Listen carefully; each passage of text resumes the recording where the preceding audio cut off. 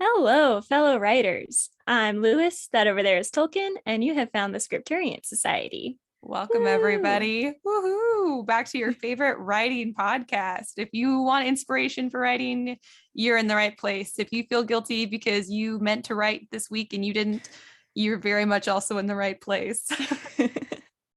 Basically, wherever you are, this Basically, is the wherever right you are place in as a your writer. writing journey, yeah, you're in the right place. That over there is your host, Karissa Harlow, aka Lewis. I am Ash O'Rourke, aka Tolkien. We're so glad to have you with us today. Yeah. Let's see. Ash, how was your week? We always start with me, so start with you this time. Ooh, changing things up. How has my week been? Um, Today's Wednesday, so I feel like not much of a week has happened. Pretty much all of my updates are writing related. So I'll probably go into Okay. them more in detail later. But basically, I'm super happy because I've been doing so much writing, like not like a brand new project or my whip, but I've been Mm-hmm. rewriting this other book I want to query again. Mm-hmm. And I am 2/3 of the way through. And it is taking Ah, so much time. Yeah, I know. yeah. But also I'm like, wow, I feel like this is taking forever because I am doing such a hardcore rewrite. Like I'm cutting out whole scenes and I'm moving scenes and I'm writing new scenes. And I've never done a rewrite of this level before where I'm like straight Right. moving things because then you have to like adjust the rest of the story because the information hasn't been delivered yet that was going to be. And Mm-hmm. so oh my God. So it's a headache, but I'm having a good time with it. That and Cool. also my only other life update is I planted my corn a few days ago and it sprouted already. Ooh, I'm is so that happy. unusual? How long does I corn don't usually know. take? I've never grown Okay. corn, but I'm not like the most like green thumbish person out there. And so I was kind of like, I don't know if this is going to work. And I also didn't have any like actual like really good garden soil yet. And so I kind Mm-hmm. of just mixed our soil here is really sandy. So I tried to like use some of the better like spots and like dig them up and till them. And I mixed some fertilizer in, but I was like, we'll see how this goes. It's really sandy. And the corn Right. is happy. So far. Yay. So I'm psyched because then when it gets like, I think 6 inches high, I get to plant beans and the beans are going to like crawl up the corn. So Oh, hooray. cool. Yeah, How fancy. Fancy I farming know. stuff. Fancy farming. And I put a bunch of cardboard down to try and kill the grass in this big area where I want to plant a pumpkin patch. So I guess that's also an Nice. update. I guess those are my updates. Yeah, cool. Yeah. How has Nice. your week been? It was good.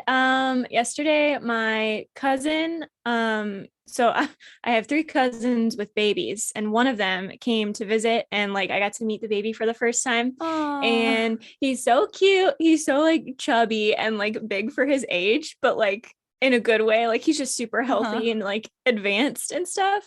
And so Aw. he's so observant. He just like watches and will just smile randomly, and you're like, oh my gosh, what are you seeing? I love that. But and he like the puppies got to meet him, right? And the puppies have not Uh-huh. met a lot of people yet because Uh-huh. they had like a slight disease for a while, so we were just keeping them away to be cautious. Yeah. And so they got to meet him and they were so excited, and they didn't Aw. bite him. I was so happy. They would like lick his toes and lick his hands, and he would pet them, and it was so cute. Aw. So They and were then I like, got to it's a see, human puppy. yeah, exactly. And they're younger than him, which is Oh my crazy God. because they're bigger than him, I think. But anyway, That's and then wild. I got to see my cousin and my aunt too. So that was really fun. Aw. Um, yeah, mostly puppy stuff and baby stuff. Cause then we took the puppies to the vet this morning and they're good. Which, that's a Yeah, good thing. that's a So, good thing. Yeah. yeah, and they're just excited about meeting people now because we haven't been able to introduce them to anyone really. But today they got kind of a clean bill of health, so now they can meet all Aw. our family and friends, and it's exciting. That So is so exciting. We have to yeah, take all of our pets back to the vet because they are due for their next round of shots. hmm, And by all of our pets, I mean both dogs. And now we have a barn cat because he just found us. His name is Raul. nice. He's He adopted adorable. you. He adopted us. He just showed up one day like scream meowing at my husband. And Hmm. Javi's like a total sucker for cats. And Like, all so right, you're mine. yeah, like the cat could just sense it and he found us and he's so loud and talkative and he is so sweet. He just wants to be like pet and loved on all the time. And if he could Aw, come in the house, he would. Like he wants to, he keeps trying to get in.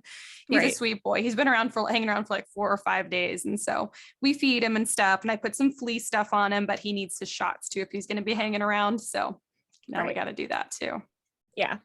Yeah. My dad's side of the family, uh, like some of the like distant, like my dad's aunt, and then that side, they live in Kentucky, and one has like it's not like a working farm, but she has like some like blackberry bushes and like horses and that kind of stuff. She has a lot of cats that like strays that will just kind of like adopt them. They do. And one of them had like are they litters of kittens? Yes. Is it also litter? So they had like a litter of kittens. And apparently sometimes if there's a male kitten, like the tomcats will attack them because it's competition. And so they attacked this one male out of this whole litter, and he was like dying and sick. He had like gashes all over him. And it was so sad. And my cousin, the one that just visited with the baby, found him. She was like, we need to help this kitten. So we like, as we were like there for family funerals. So in the midst of all of these funerals, we're just like, we have to take care of this cat. And so my dad's cousin was like nursing this kitten back to health, and he was like throwing up and like not doing well. And we were like, he's probably not going to make it. And then he lived. I'm pretty sure it was like a miracle. It was so cool. And so awesome. That's my stray cat story. I don't know where he is now, if he's still there or if he went off on his own once he was better, but that's so sweet. Yeah. The boy cat Raul, he probably needs to be fixed so that we don't have unexpected kittens, because at some point, like there are a lot of stray cats I've seen around here, so I won't be surprised if more find us somehow, you know? Yeah. But we can't keep doing this. We can't keep collecting animals and taking them to the vet when we are not prepared and have not been saving, because it's expensive to take animals to the vet. So like new animals means saving for the animal and saving for all of the initial vet bills. So like a bunch of like unexpected kittens would be something else. Let's try to avoid that. Try to avoid that. Yeah. So he's got to go to the vet. I don't know how old he is either, because he just found us. So they're going to have to figure that out. My guess is he's a few months old, but I don't know. He could be older. I think he was like starving when he found us. He was very, very, very skinny. So yeah. Anyways, do you have any book recs this week? Still no. Still have been mostly writing. God. I feel like I should give a book recommendation. I feel like you should. And you've read everything in the world, you can. Okay, random one that I've not read recently. Have you ever heard of Soulless by Gail Carriger? Whatever. Maybe. It's she also wrote like, what are they called? They're kind of like Victorian spy / magic-ish. It's like something in petticoats and I know what you're talking about. Yeah, with like the covers with the girls on it, and they have like a weapon, but also like a big skirt. That's her. And she has like I think it's an adult series. The characters are adults. And the first one is called Soulless, and it's a series of 5. And then there's a sequel series called Prudence, and it's like a generational thing. And they are very good. And I would highly recommend that. I've been wanting to reread them for a while. And I just haven't, because they're like really perfectly on my shelf right now, and I don't want to disturb them, which I know is a stupid reason, but that's the reason. And they're really good. And I got to meet her. She came to Tucson once for the Festival of Books, and I got to have her like sign my books and talk to her. And she is such a character. Like she dresses in like the Victorian style stuff with a little parasol to like totally get into character, because that's the time period she writes around. But they're fantasy books where like, it's so cool. So there are werewolves and vampires and ghosts, but they are like accepted parts of society. It's not like a secret. It's just like they exist in society and everyone knows it. And so they have all of these roles and stuff. It's so cool. It's so interesting. I would highly recommend if anyone has not read them or heard of them. So I don't know about her young adult books. I've never read them, strangely, but her adult ones are pretty good. So that is what a flex to like go to like a book signing, like dressed as a character in your book. Hang on. Why is this not the norm? Like I know. If ever I got to go to a book signing for my own book, I definitely want to be in costume. Like 100% I want to be in costume. Gosh, it's so cool. Like sometimes it would probably not be noticeable, like if you write urban fantasy or whatever, but like if you're writing where the clothing is kind of specific, I say go for it. I think it's pretty cool. I think so. I mean, I'm thinking about the book that I'm writing right now, and I'm like, I basically be kind of like going to the Ren Fest is what it would feel like. That'd be awesome. Super cool. Fun. Well, that's cool. What a good book. My random book recommendation. Yeah. I like it. It's a good one. My book rec for you guys, also, AKA what we're reading over at our sister podcast, That Pretentious Book Club, is Name of the Star, which is the first book in the Shades of London series by Maureen. I forget her last name. Is this the Peter Pan with the guy on the cover on the ship, or is that not the right one? No, that is Oh, dang it. I know it. It's a really good series. Peter and the Yeah. Starcatchers. Okay. Yeah. That's Peter and the Starcatchers, which is Star. wonderful. Yeah. The name of the star it is a like spooky kind of Jack the Ripper. This American girl goes to this boarding school in England, and there's a Ooh. Jack the Ripper like copycat killer, but also maybe ghosts and stuff, and like secret ghosty services, and like it's just Yeah. cool. And I read it before and I really liked it, and then somebody recommended it for TPBC, and I was like, oh heck yeah, we're doing that one again. And Definitely. so I got to reread it, and because of my goldfish brain, it was like the first time, and so it's a good one. So Oh, highly recommend. It's a pretty nice. fast read. It's YA. So good.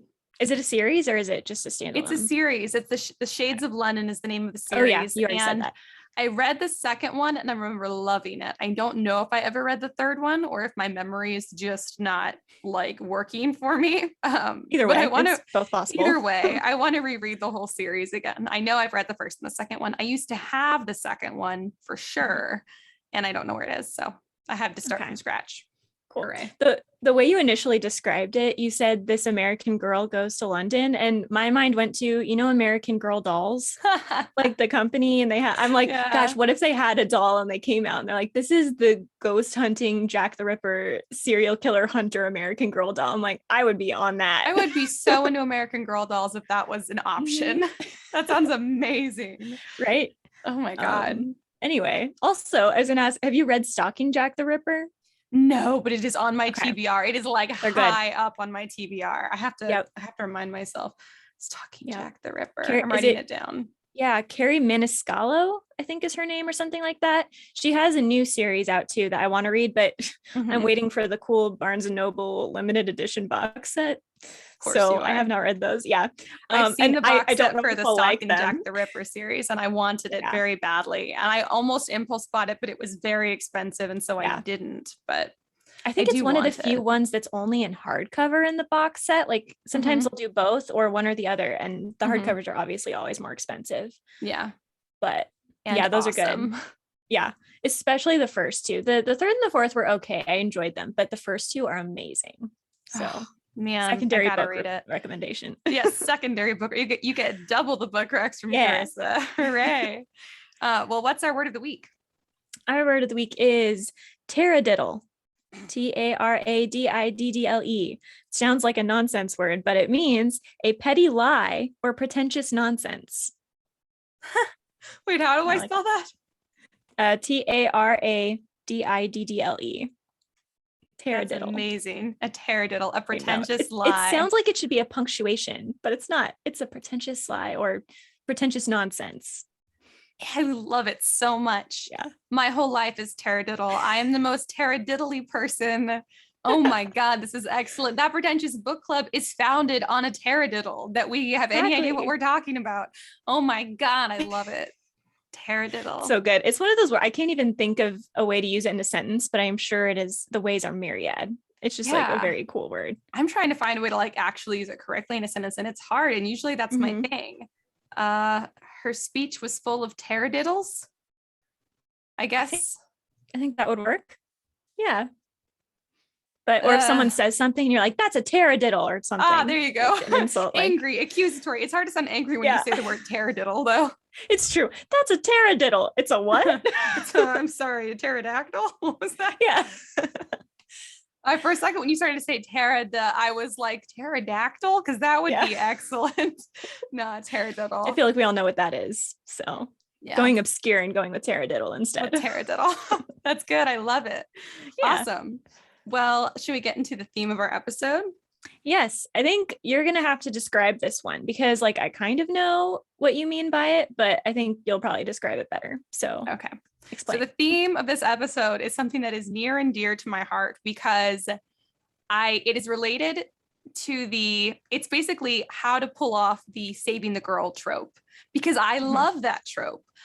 But when it doesn't follow these certain conditions, I hate the trope. Yeah. And so this is our topic for this episode is how to pull off saving the girl, like when it's okay to use the save the girl trope and how. So what are the conditions? What are the parameters for when it's not obnoxious? And I will just say that right up front as a base rule, I think that this kind of like, if you need a quick answer, here it is.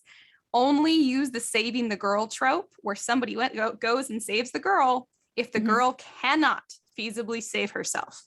If there is any which way in which the girl could have saved herself, and then you have someone else save her anyways, don't do it. That's upsetting. It's going to make people mad. It feels like, why? First of all, the stakes feel completely inauthentic. That's not really a word, unauthentic.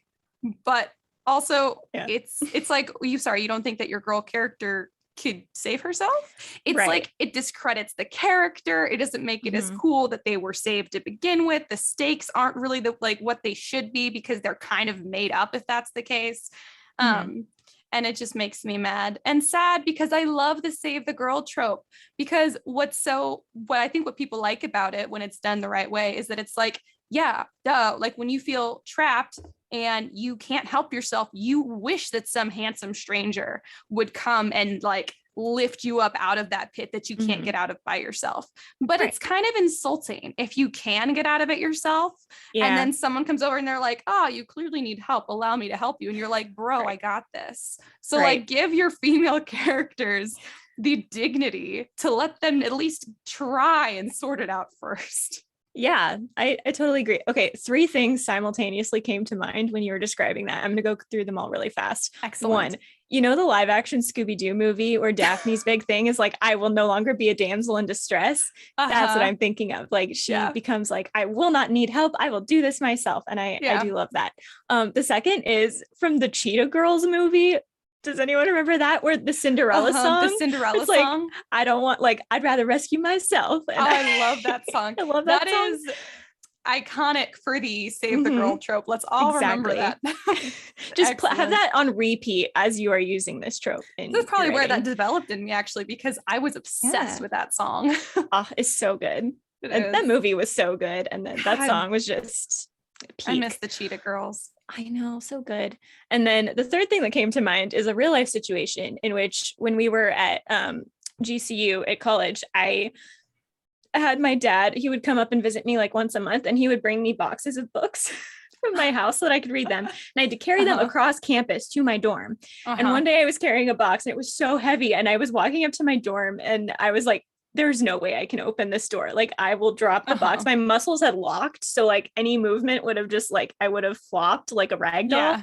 Yeah. So I was like, oh no. And this guy came up behind me and he's like, hey, do you need me to open the door? And I was like, yes, I really would love for you to open the door. And he did it. And I was like, this is an example of a situation where I actually really needed help and someone stepped up. Nice? And I loved it. I was like, thank you. You are the epitome of society.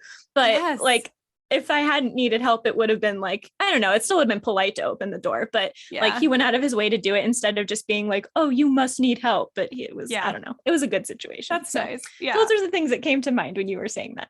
I'm so glad, because it's something that we can all relate to. See that, and that one of the things that you said made me think of something, but I forgot what it was. The Cheetah Girls. No, but Cheetah Girls is excellent.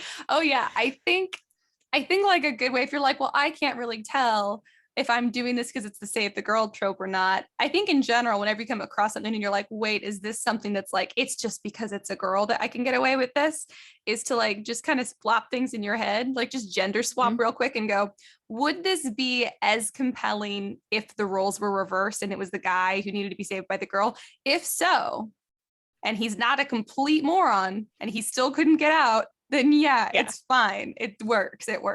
But like with anything where you're like, this tends to be a female specific trope, maybe switch around the circumstances in your head and just make sure that you're doing it because the circumstances actually justify the trope, not because it's what you do with a pretty girl and a handsome man who likes her. Right. Yeah. I think we talked about this. Right. But it's kind of like, if the girl is in a situation where she truly needs help, like if a guy was in a situation where he truly needs help, hopefully you would help him. Hopefully you wouldn't say, oh, this is a guy, he's fine, he'll get out of it himself. You would help him. So if a girl is in a similar situation, absolutely help. She needs you to open the door for her because she is carrying too many books. Open the door. She will appreciate it. But if you're just, going around trying to like insert yourself into situations where you're not needed, that can be annoying. So it reminds me of like how there's always one or two girls who trip for no reason in a horror movie. And I'm like, no way in every single horror movie are these Yeah. girls tripping on air. Like, Yeah, I get some of exactly. us are clumsy, and if there's like a tripwire or something, or she's like running over like roots or rocks, like if it's like an Mhm. actual, like the terrain justifies it, fine, she can Yeah. trip. The same thing with the save the girl trope is Mhm. this one, is she, should she be tripping right here trope. Like, Right. same in books when it's like, and the girl faints. There's a lot of, and when I was younger, I did this a lot because for some reason I was like, I like this trope. All right, it Yeah. has to be so justified because it's been Mhm. done 100,000 times. Maybe if you were like the Yeah. first person doing it, you could kind of get away with it. But this has Right. been done 100,001 times, and at this point, it's like it's obnoxious. It's like infuriating when I see in movies when a girl trips on nothing. Like, Mhm. when a girl is saved who didn't need any help, she could have just kind of used her brain. Yeah. So it's really refreshing when I read books where there's like a straight, like he has to go to where the girl is and save her, which isn't like as common because that's like the typical like girl in a tower type thing. Yeah. I'm Um, thinking Mario and yeah, Luigi, he has to Mario, it's rescue, is it Peach? exactly. Yeah, Princess Peach. He has to rescue Yeah. Princess Peach. Exactly. Yep. But could Princess Peach have feasibly rescued herself? I'm just saying, maybe she could have. True. Maybe. I don't know. Is she trying? I don't know. I need more background to know if the trope is justified. Yeah. Does she know Mario is coming and therefore she's waiting for him? Yeah, Or is is she she like just, trying and incapable of getting out? yeah, I'm confused here. Yeah. Can we justify it? I think that in so Serpent and Dove is like one of my favorite new adult fantasies that I've read in recent years by Mhm. Shelby Hurin, I think her Yeah. name is. And at the end, spoiler, obviously, because I'm going into it. At the end of that, there is a bit of the save the girl trope. And I actually did not have a problem with this. Mhm. That whole part of the book I felt like went a little slower to me. I don't know why. But I didn't have a problem with the save the girl trope because she's like deathly ill and No. like can't get out of bed. And I was Right. like, this reasonable. Yeah. And she's sick for like a very specific reason. So she's Mhm. not just like, I'm withered away from sickness because I'm sad. It's like Yeah. the girl's hair got wet and she died in like Victorian books. And you're like, Right. no, nobody It's not how dies it because works. they caught cold out in the Right. wet. Uh, so that was like, I was like, okay, I'm not mad about this. This is justified. Mhm. I felt like there were a lot of points in Serpent and Dove where the guy kind of came to her aid, but she'd already given it all she's got first. So Yeah. like if you want to, and that's fine. Like if you want to save the girl trope, like just make sure that your readers can see the girl has given it her best effort first, Mhm. assuming that this is a character that you want your readers to kind of admire or relate to. If this is a Right. character who's supposed to be kind of like obnoxious or annoying or not really very self-sufficient, then okay. I don't typically the save the girl trope is only used on main characters though. So I feel like that Mhm. the circumstances where that would be the case are really few. But Right. I think that if oh no, I had a train of thought. You're gonna have to cut this. oh my God, it's just like Oh no. me. Oh, okay. Here it is. I think sometimes authors will they think it's not very feminist to have a save the girl trope. And the Mhm. thing is that just in general, whether it's your male or female characters, I don't think you should shy away from putting them in situations they can't get out of themselves. Yeah. Because if we're talking about if you're also using found family, if you also have like a close love interest or group of friends or a mentor or someone like maybe there's a spy there that would help them get out. Mhm. It's still exciting to see someone put in a situation and needing help to get out of it. You don't want Yeah. them to be totally incompetent, but to have them requiring help does not mean that they are useless. It doesn't mean that they're not going to be interesting. Maybe they can't get out themselves, but they're gathering information, Yeah. or maybe they can't get out themselves and, they're learning skills. They're like, developing, like someone in a prison like works out and then they become super strong or Yeah. something. Like maybe they're Yeah. doing something Yeah. that maybe they're convincing someone to turn on the inside or something. They can Yeah. still be interesting and useful, but you Yeah. don't need to make them totally 100% capable of saving themselves all the time because that's really not realistic. Most people are No. going to need help at some point in their lives. And I know we like this whole like girl power, like I want to rescue myself thing, and that's great. That can totally work. And if you prefer Mhm. that, go for it. But there's nothing wrong or like sexist or bad with having any person, including your female character, needing help. And so I think it's totally reasonable to enjoy and to write save the girl stuff, because sometimes you are in situations like that and sometimes it can be more interesting. I'm thinking too about point of view. So like if you have a dual point of view, having your characters separated and in different places, maybe one trying to get to or rescue the other, can be a really useful way to make both points of view, not annoying and repetitive because they're in different situations. So I guess that's a question. Do you think the save the girl trope works better if it's a main character or like not a point of view character? Do you think it can work either way? I mean, like if it's like first person or third person, or just Like, there's multiple yeah, perspectives. so like do we have to be in the head, first person or third person, of the person we're saving? Like, can you go on a mission to save the girl without having the perspective of the girl at all involved? Or do you think that's a necessary thing to have? I think it depends. I think it depends on the story. And I think it largely depends on, like you said, like what your girl is doing while she's, trapped and waiting. Cause like you said, what's so cathartic about this is that we all need help. So that's why we like the trope so much. But just because somebody's trapped doesn't mean that they're just sitting on their thumbs. Like they shouldn't be. They should be doing something, learning something. Most likely, like if you're stuck, you're trapped somewhere, are you not at least trying to figure a way out, or trying to do something useful, or get stronger, or learn more, or turn someone, or whatever it is, I like the trope where the princess, like she escapes right as like the prince arrived to rescue her, and they're like, whoa, what? I think that's a fun one, used sparingly. I think that's really hilarious. But I think that with multiple perspectives, it's easier to pull it off, because you don't want to just see your main character stuck in the same place for like a big chunk of text, because even if she is doing something that's kind of boring, or it gets boring really fast. So I think with multiple perspectives, it just keeps things interesting, because you're like, what's she doing over here? What's he doing over there? I'm always using she and he in the like traditional boy saves the girl trope, but whatever your characters are, it's I think more fun to flash back and forth between the two. There's a lot less risk of it feeling kind of stale and feeling like it kind of feels like your writing can get stuck where your girl is stuck. So, I mean, that happens a lot when your characters feel stuck somewhere. I think often because we write it if we're feeling stuck, because what you're feeling when you're writing inevitably kind of manifests in the story. So it's not uncommon to write your character into a corner, which is actually great, because your character should feel like they're in a corner, but you as the writer shouldn't feel stuck in a corner, but it happens. So but I think with multiple perspectives, there's less risk of that.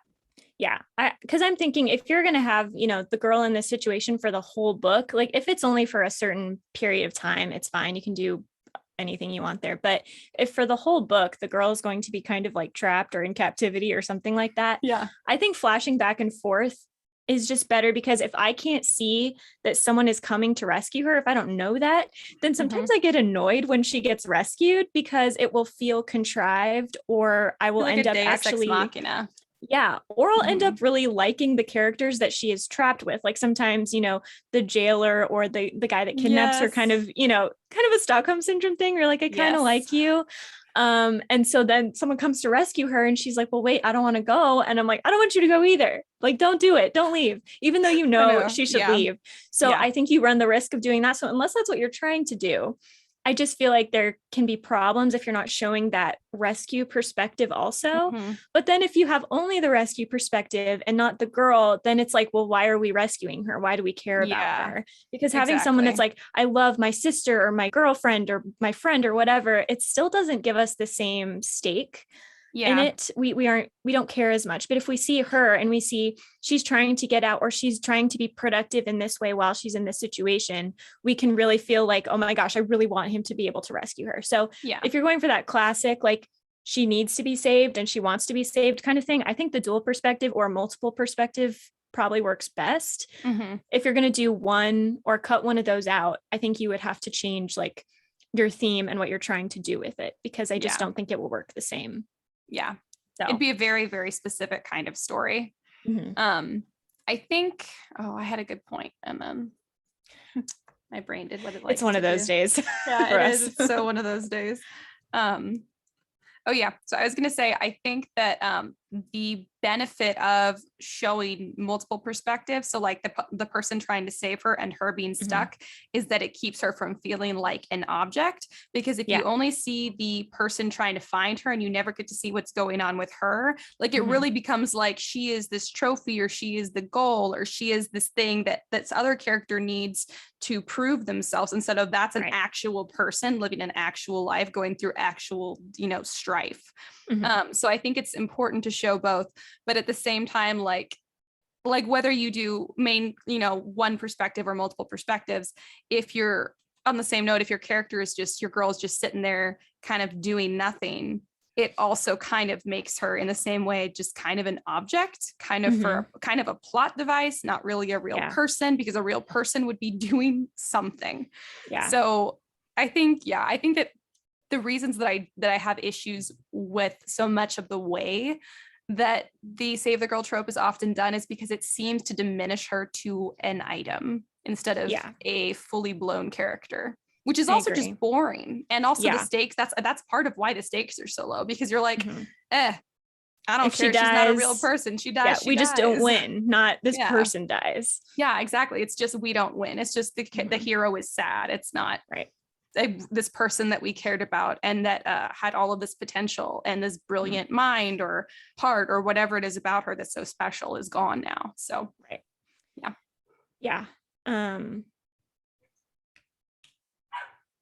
Oh, puppy. I don't know if you heard that. I did. Okay, cute. Oh my gosh, I had another point. Do you have a point?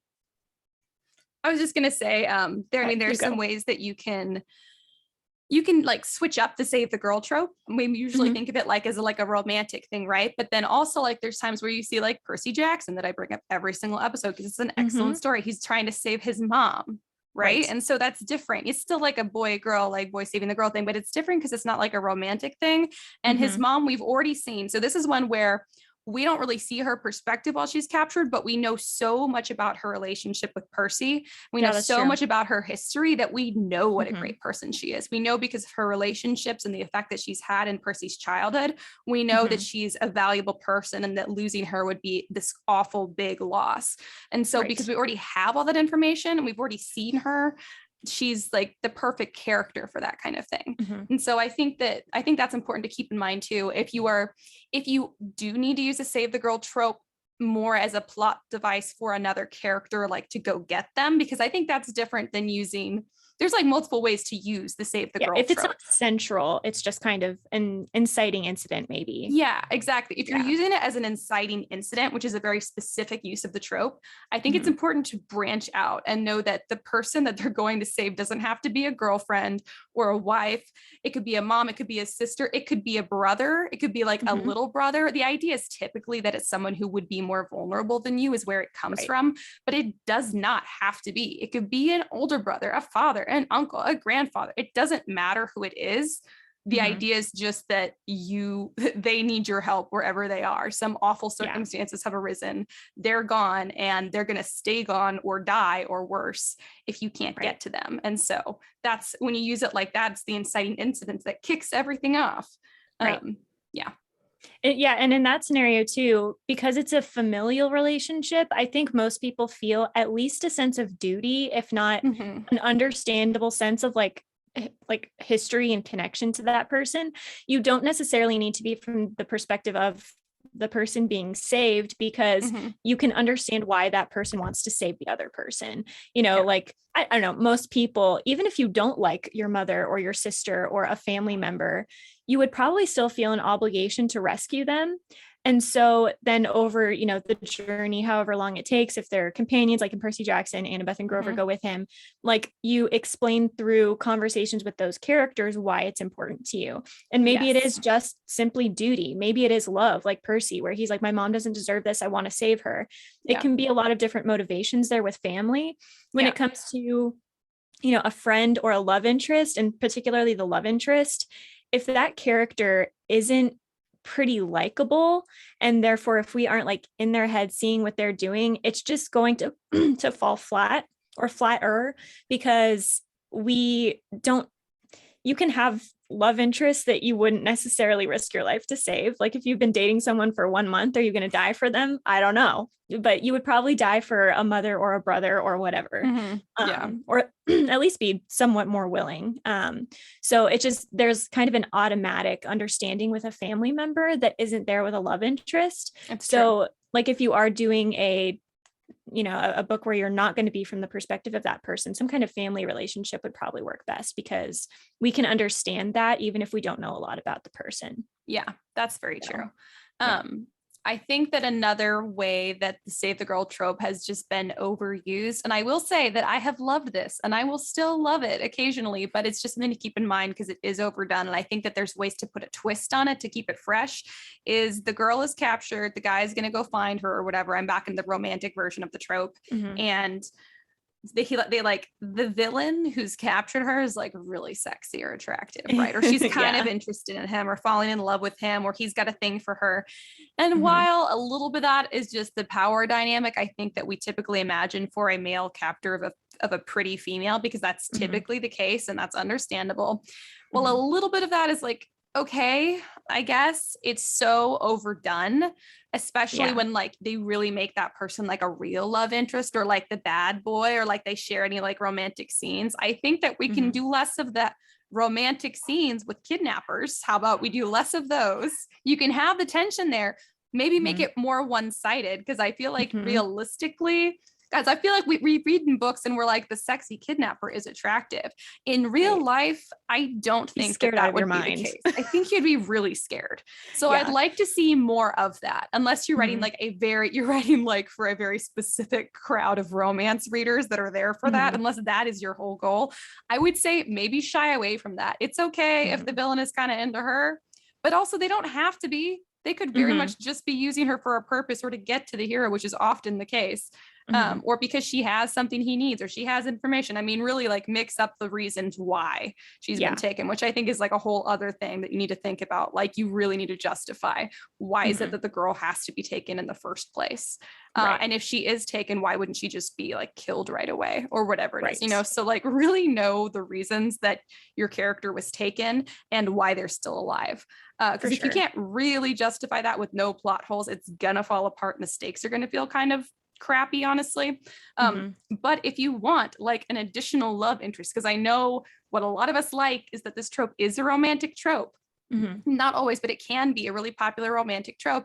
And we like seeing multiple potential love interests. Okay. The villain doesn't have to be the only person that interacts with the girl who's been taken or captured or whatever. Like there Right. could be guards. Maybe she forms like a friendship, possible romance with a guard or with someone else who's captured, Exactly. I was thinking with another the cook prisoner. who brings her food. I Mm-hmm. mean, yeah, exactly. So like really like try and like mix it up. Just think about Yeah. who else, if you are realistically, you've been kidnapped, you are Yeah. most likely not Who going to would you bond return with? the affections of your villain captor right away, unless Yeah. they're really charming to you for a very long period of time, Mm-hmm. like long enough for you to kind of forget how awful they were at the beginning. But most of the time, this trope is not used over that extended period of a time. Right. So if that's the case, who else would feasibly be in that circle of people who this captured girl would interact with that she could possibly have good feelings towards? Mm-hmm. And maybe For pick one sure. of those as like a different love interest. Yeah, I super agree with this because I feel like, and again, especially if you're talking about a series, maybe it's a save the girl the first book and then the other book she's rescued and she's out. I feel like realistically, most people would be able to acknowledge this as Stockholm syndrome Mhm. and not like an actual legitimate romantic attachment. And I there is debate that could be had about whether or not books should like portray things super realistically. Like, is it an escape? Is it realistic? Should we or should we not portray like toxic relationships? But Mhm. I feel like when we're talking captor level romance, I I just feel like we know. should acknowledge a little bit that Stockholm syndrome and not something you should strive toward, Yeah, I especially with feel like, teenagers and young adults. yeah, exactly. It's So, different than just the bad boy or like the brooding mhm. guy who's overprotective, bordering on accidentally controlling, which I still don't love. But if Right. it's really overprotective and not controlling, we can get away with it.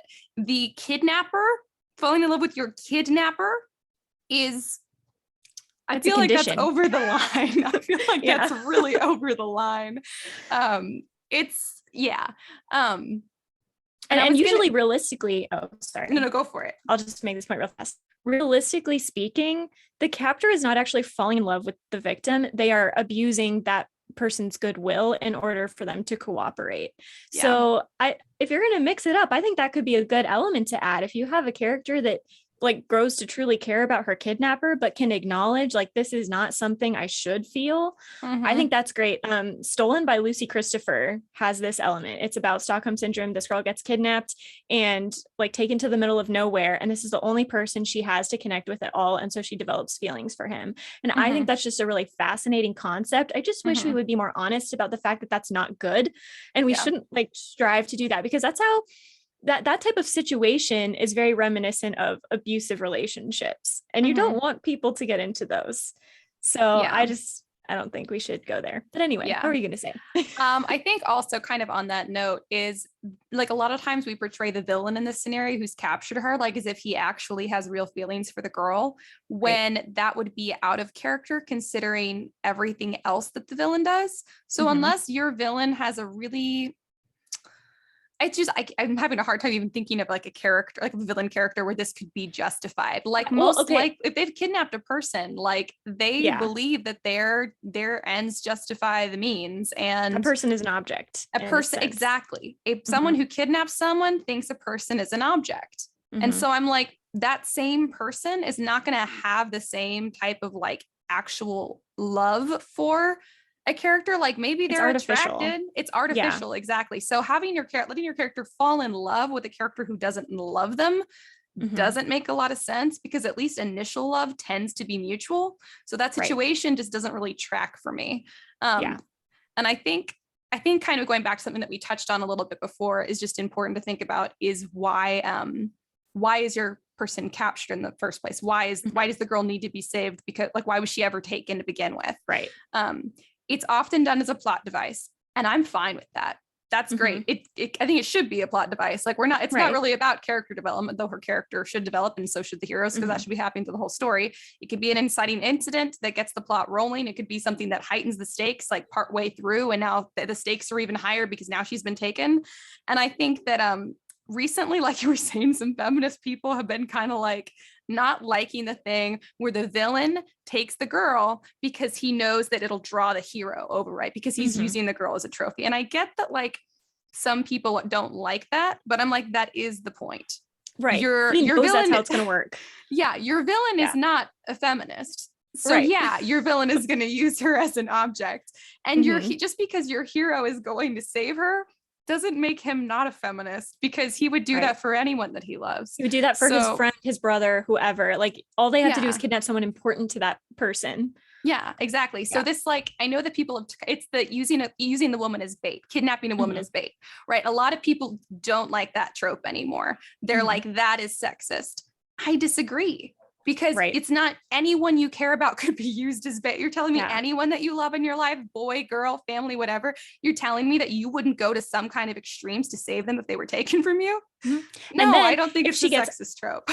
And then if she gets underestimated and she can actually work from within in some way, and the villain doesn't realize that because he doesn't view her that way, that's so perfect. So much better. That is the way that women have historically saved themselves in these kind of scenarios, is by typically being underestimated by the misogynistic people who would kidnap them. Like that is the whole point. I think you can use the save the girl trope in an amazing way that makes the hero look great, makes the girl look great, makes the villain look like a douchebag, because they should. So they should. So maybe stop making the villain so hot. I mean, I like hot villains, so I can't really say that. I mean specifically in the kidnapping as an object scenario. Stop making the villain so attractive. Like maybe he's hot. Likable. Likable is the word I'm looking for. He shouldn't be that likable. At least he shouldn't be likable to the girl he kidnapped, because let's be real, you would not be into that, you guys. I mean, someone's out there like, yeah, I would. Yes, but you're joking. Like really real life.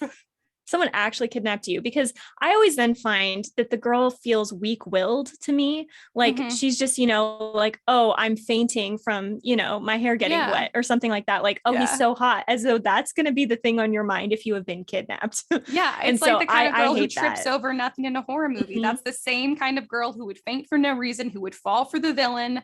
like with fall for the villain without like being with that one person for a long Right. extended period of time, which is an exception to the rule. Mhm. But it's all that kind of thing where you're just like, it's not justifiable. Like you can't justify it. So be able to justify why the girl was taken in the first place. Like I think bait, used as bait, is a very justifiable reason. It has been used throughout history for all kinds of people because it works.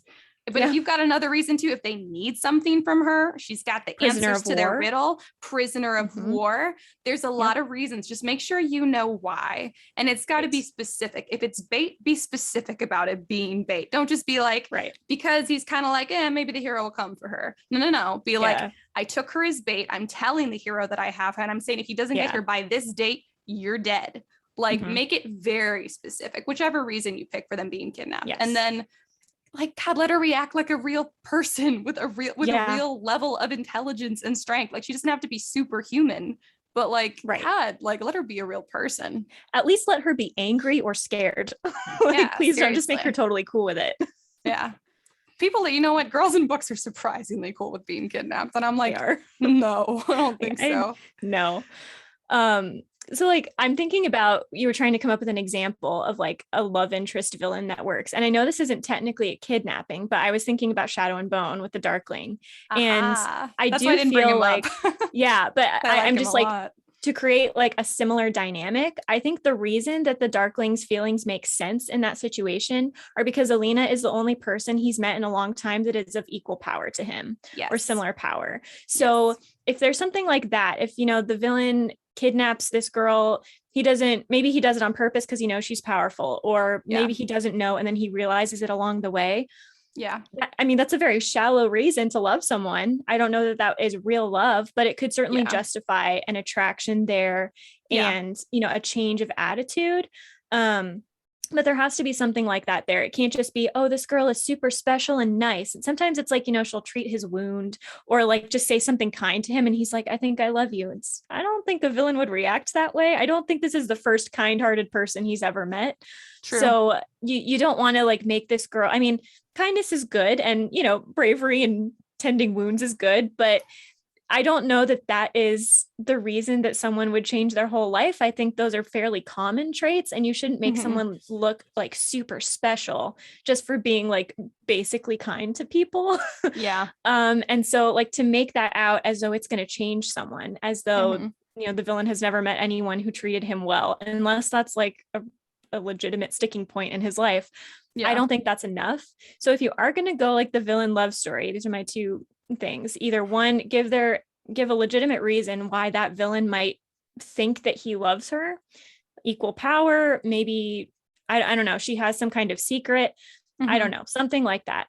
Or make the girl maybe a little more morally gray than the hero realizes she is. Maybe she gets there and she's like, maybe I kind of want to join the villain because I like this. I'm thinking like Gallivant Madalena level stuff, where like, you know, you get kidnapped and you're like, maybe I do want to be rich and powerful instead of in love, you know, like instead of poor and in love. Yeah, true. Exactly. So you could pull that and then the hero gets there thinking he's rescuing her and she turns on him or she doesn't want to go. I think that's a good way to mix up the trope too. Yeah, I agree. And I think the thing with the Darkling too that makes his feelings for Alina so believable, but because he does, spoiler, I mean, he does kidnap her, I think like a couple times. Later. Not originally. It's kind of like a subtle kidnapping where he tricks her.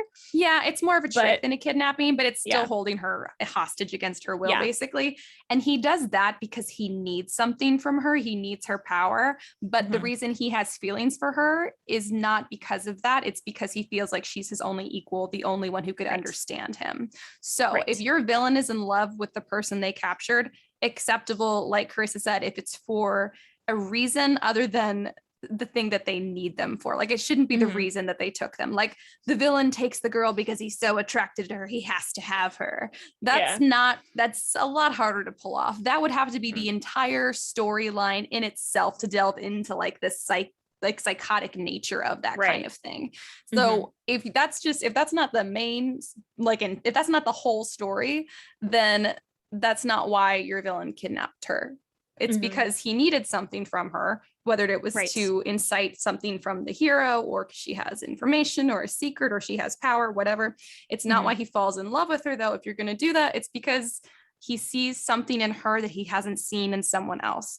Like you were saying, there's like the kindness thing. I agree. Basic kindness is like, if it's not the first time he's seen that, like it doesn't make sense. But like the Darkling has been around for like thousands of years, and the only person he's ever met with the equal potential for power that he has for channeling power is Alina. So this is the first person. So that makes sense that he'd feel a connection there. But like, she's like basically kind of nice to him, or kind of understands his like psychopathy.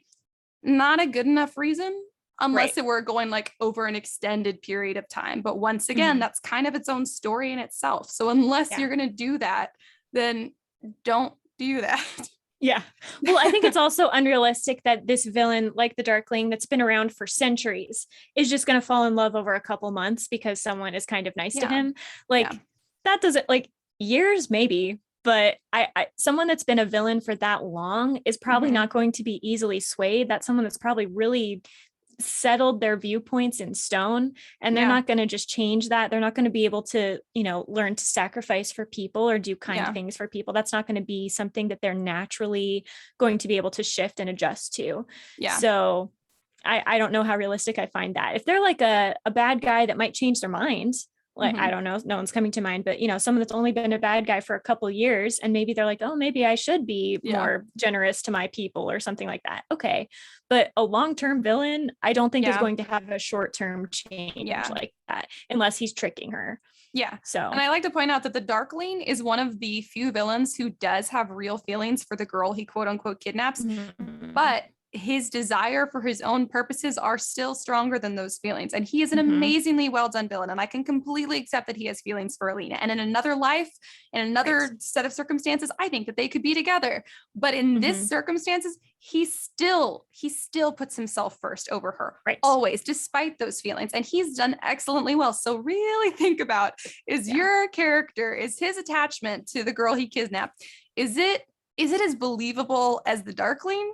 Because if not, maybe don't have him all falling in love and giving everything up for her, because it's the giving it up for her that feels unrealistic. Falling in love, feeling like you should be with me, that kind of stuff can make sense. But changing and becoming selfless, that seems like not a thing a villain would do. Feeling entitled to have someone else's affection and attention, 100% villain, very narcissistic, absolutely something who would kidnap a girl would want. Actually having feelings and sacrificing for her, no. See, that's the hero's MO. That's the whole point. That's it's typically the thing that separates the hero from the villain, is the hero will make sacrifices. A villain is not going to sacrifice their cause or their purposes for the girl that he thinks that he loves. Or even if he does love her, he's not. He's always going to, that's what makes him the villain, is that he's always going to make the choice to pursue his own interests over her. So I think just all of this is something to keep in mind, because these all tend to be included in the stories that have the save the girl trope. So it can be done so well, or it can be done so cheap. And I love it when it's done well. I love this trope when it's done well. It's good. So don't shy away from it. People are like, it's sexist. No, that depends how you do it. Like anything, like any trope, it completely depends how you use it. So true. Yeah, I agree. I do like the save the girl trope. I didn't realize we've come up with a lot of examples. I did not realize it was so prevalent, but it's extremely prevalent. It can really work. It can really add to your story, because again, like we said, everyone needs help sometimes. So if you just take one certain situation and kind of blow it up a little bit as an inciting incident, as the plot of a book one of a series or whatever, I do think that works. And I don't think it necessarily has to detract from the character. Maybe the girl's thing is that she's smart. She can't physically get out of the prison herself, but she can do something useful while she's there. I mean, that's totally feasible. And I like that kind of stuff. It's kind of a twist on it, the damsel in distress, original kind of cliche. You don't have to do that. That's not really what we're talking about. We're talking about making these people full-fledged characters, but still in those kinds of situations. And I like the situations. They're kind of fun. There's something like weirdly enjoyable about like being valuable enough to be kidnapped and then rescued. That's exactly what it's that plus the catharsis of feeling trapped and then being rescued or rescuing yourself, whichever way you decide to resolve it. But that's exactly what it is. It's of being it's of being, okay, here we go. Being of so much value to not just one person, but two people or more that want to save you or have you or whatever, or need you. Like everybody wants to feel like that valuable, but you also want to feel like if you feel trapped, you can get out of it somehow, or someone will be there to help you. Like it is such a, like when you think about it, it's like a very clear-cut picture of the human experience. It is. It really is not like subtle at all if you think about it. But that's why it's just so delightful. That's why I love it so much. It's so good. I think it's actually, in one way or another, I think that this trope has appeared in most, if not everything that I've written. And sometimes she saves herself and sometimes the guy saves her. Sometimes a group of people help her get out. Sometimes she gets herself out. It just depends on the story. But I do have it in most of my books in some way or other, because it's everything. She's valuable to, whether for whatever reasons, like valuable, but also competent, but also wanted. And and also you get the moment of she's trapped and there's nowhere to turn, which we all can feel like. And it's just got everything that I want to see my characters go through. Like a metaphor for life, really. It is. It's almost like writing is a metaphor for life. Yeah. All of it. All of it. Anyways, do you have anything else you want to say about the Save the Girl trope? No, I think that was it. I did not realize I liked it so much. And then I was thinking of all these examples. I'm like, yep, that's definitely up there. I do like it. It's hard not to like it. It's a good one. Anyways, how has writing been going for you? Writing's good. I've still been slogging away at my work in progress. There was this one scene that I have to write chronologically. I can't like say, okay, write this scene and then like move around.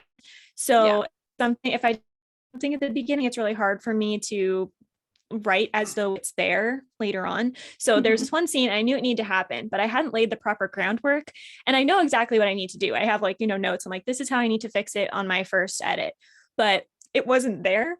So I was just really stuck on this one scene that I knew needed to happen. And I finally kind of got past that. And immediately after that is the scene I've been waiting to write like this whole time for this book, like the thing that came to me first. And I was like, oh my gosh, I'm so excited. So I wrote that. I ended up staying up way too late to do so, and I have no regrets. But it's so good and I'm excited about it. And now I'm moving a little quicker now than I was before, because I got past that really difficult scene. And I definitely am going to have to do so much work on this, because it is not where it needs to be. I haven't included all the details I need to, and it's like at 120,000 words right now, and I'm not really done. We haven't even gotten to the climax yet, so I'm gonna have to cut a lot of stuff, which is not my strong point. But all of that being said, I'm so close to being done with the first draft, and I'm so ready. You've written, by the time you finish it, that's like 2 whole books. I know. Maybe that needs to be a part 1 and a part 2. Like, I know. I was thinking about it, but I've been reading a lot of standalones lately, and this feels like such a standalone. Like everything is so complete in and of itself. Like we kind of talk about book arc versus series arc. There's no series arc. Like this is its own book. And if I were an established author, I would, and maybe I'll do this. Like, I feel like it is maybe justified at the probably 140,000 words it's going to end up being, because I mean, authors publish super long books sometimes when it's justified. And this is a book that just feels like a complete story in and of itself. I don't know where I would cut it to say this is book 2. Yeah, that's hard, because there's not typically like 2 equal climaxes, which you at least need to do that well. Right. The only, like, there are 2 kind of big reveals or whatever, but the first one is so close to the end and so close to the other that I couldn't cut it there. Ah, dang it. So that's so difficult. I don't know, but I'm really loving it. And I feel like I always have to do this. I have to write the first draft to get to know the characters, because I just don't I up front just don't know as much. I know basic things like age and history and stuff, but Yeah. I feel like I know them all so much better now. Yeah, And I I'm get like, that. okay, these are all the things I have to add earlier. They have to have like this sense of humor. And there's like a certain phrase that one of them is going to use constantly, and then it's going to come back at the I end. And love I'm just that. like really excited. And I kind of just want to be done and be able to read it, Mhm. but obviously not there yet. I have to actually write it first. Yeah. So I just have to get through this first draft, but who knows how long it'll be, who knows how long it'll take, but I'm excited about it. So That is got so past the hump. exciting. Yeah. Nice, girl. Yeah, that's definitely something that like after you're established, you could totally publish something like giant like that and people are going to Mm-hmm. be all over it. But Right. that's so satisfying. God, I haven't like finished like a new book in like years probably now. Although I do feel like I'm kind of starting from scratch on this one I've been working on, but I know it's not true Mm-hmm. because I'm like writing something completely from scratch is different than this. It is. But oh my God, but I'm having to like rethink everything. So for my, I'll go back into my writing update again, which Yeah. I kind of already gave you guys earlier. But you were saying you write chronologically. So do Mm-hmm. I. So Mm-hmm. this is throwing me for a loop because what Yeah. I realized is like the rising and falling action, like the hero's journey in my book was just a little bit out of order. And so the stakes weren't as high in certain places where I wanted them to be. And so I Mm-hmm. figured out like I can write in a couple scenes here and there, but I already I had like, I think 85,000 words or 90,000 words or something. So, which is more than enough. And so I was like, Mm-hmm. I think I have the content here that I need to do this. I could just need to tweak some of the scenes, add some stakes here and there, like really Mm-hmm. define the stakes that already existed in my head, but like weren't as clear because that happens a lot. And so Right. I'm trying to figure out how to do that. And like, I think I've only added like 2 or 3 scenes in that weren't there before. And I'm mostly just trying to like sort them out. Like I've got all the puzzle pieces, but none of them are in the right place. So I'm trying to Mm-hmm. like rearrange them all. And then it's hard because like then somebody will reference something that hasn't happened yet because that scene was actually supposed to go later in the book. And Mm-hmm. so and then I've decided I've changed a lot of things about the overall conflict for the whole series. And so Yeah. now I'm trying to drop in a lot more foreshadowing about it because it also supports the conflict in the first book, but it means I have to change some very specific details. And I'm so scared that I'm going to miss the details. And Yeah. so I'm like, oh, because I'm trying like not to overwhelm myself. I'm trying to like be like, first, we're going to reorder things and we're going Yeah. Take it to one step at a time. yeah, we're going to reorder things and we're going to rewrite the scenes so that it all makes sense chronologically. And then we're Mm-hmm. going to go back through it with a fine tooth comb and we're going to make sure all the transitions still make sense and that all the information is still accurate. And I Mm-hmm. got to like make sure my timeline is down because there's like a 7-day type deadline type thing in the book. And so I'm like, wait, is this day like 2 or day 7? I don't Yeah. know. And so I'm really bad about that, but you need deadlines to like raise the stakes, but I'm Mm-hmm. really bad at keeping track of them. So now I'm going to have to go through and do that also. And I've got this like running checklist at the end of the document that's like, go back and check for this, add foreshadowing Yeah. for this, change this person's name to this, and then check throughout documents. So I have this like long Mm-hmm. checklist that is I'm also going to have to go through. And Right. then I'm going to have to do a proofread. And then I have to rewrite my query letter. And then I'm going to have Yep. you look at my query letter and fix it up for me. And then I Yeah. can query it again. I just want to get to the point where I can query it again because I think Mm-hmm. I'm close. But it's been fun because I'm learning so much more about some of my characters that I didn't really have well defined before. And I Mm-hmm. realized that the love interest that I was like head over heels for when I wrote him, I'm reading him and I'm like, why did I like him so much? He's kind of Yeah. bland. And I was like, Right. So now I'm like, great, I got to figure this out because now I've made the other guy who I don't want him to be that attractive. I've made him really attractive. And I'm like, I mean, I did because that was what his problem was before too, was that he also wasn't quite attractive enough. And so it was kind of like a choice between meh or meh.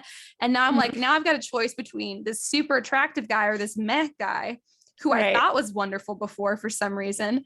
And so I'm having to like redo a lot of like the work that I thought I had already done. But I did Mm-hmm. write this a few years ago. And so I've grown as a writer since then. And that's the difficulty Exactly. with rewriting something like Yep. that is because, hopefully you've continued to grow. So Mm-hmm. things that you wrote before you wouldn't have written now, or you wouldn't have written them like that. And so Right. I'm getting to like go back and do all the work, but it just feels like from the ground up so much of this. And I had to like write in like new background and research like my world more and build out the Yeah. world more. So I'm doing all of the like all the same work that you do when you start a new book for the first time, but it's for a book that already exists. And it's Right. more about like reordering scenes and then rewriting each scene than it is like completely new content. So that's just a long way of saying my brain is like fried because it's really difficult. I've never done it before. My brain is like, it's like I'm trying to like flex a muscle I've never used because I've never written like this before. I've never followed this process, but I didn't want to give up the story because I think if I can see this through, and I'm 200 pages in, I have 100 pages more to go. I'm like, I'm this far, I can finish this. Although I did like scroll through the end of the document to be like, how did I end this again? And I was like, oh no, because I had to change so much of the way that I had it ending to support the changes I've made for the series overall. And so now I'm like, I thought it'd been hard up until now. I'm about to get into the hardest third of the rewrite. Yeah, for sure. Fun stuff. It is so weird because we're like total opposites, because I'd spent like a significant chunk of my life like re-editing and revamping the series I have written, and now I'm writing new stuff, and you're kind of the reverse. But definitely I don't know if this is a me thing or an everyone thing. This is a kind of controversial opinion, but I think that if you have to do that to a book, if you go back and you have to completely rework things, I think that generally makes a book better than a book that is written like perfectly on first or second try.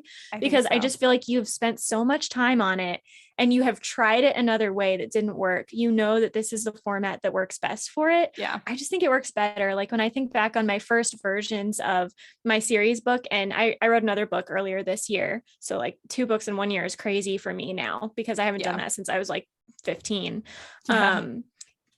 Like my first draft of the book I wrote earlier this year is really good. I feel really good about it. I've never written a first draft that I felt so strongly was like really good. Like I wouldn't be ashamed if someone read it right now, and it's only been edited once. And that it was not the case for the other books. The other books I edited over and over and over.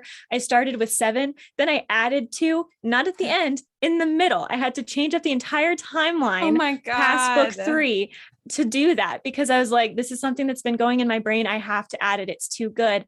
But it was after the fact. And I went through all of this work. It was so much work. It was like years and years of my life.